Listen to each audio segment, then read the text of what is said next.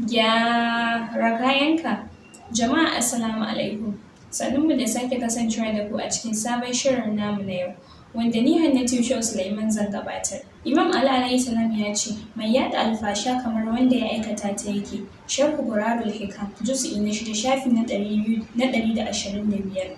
Imam Ali alayhi salam ya ce, ku yi aiki kaɗan sai ku ni'imtu da yawa a lahira. Tanbihul Kawadir, juz'i na 5, shafi na 183.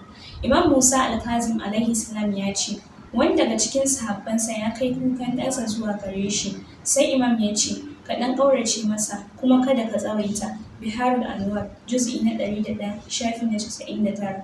Sayyida Zahra salamullahi alaiha ta ce, an sanya mini son abubuwa guda biyu.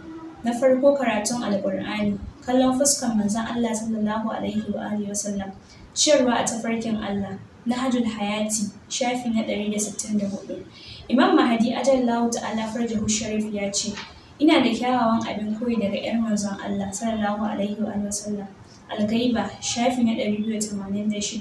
Da wannan shirin namu na gyara kayan ka ya zo ƙarshe, a madadin kowa da kowa, ni Hannatu Sulaiman ke cewa a tara a wani makon na gaba idan Allah ya kai mu. Bisalam.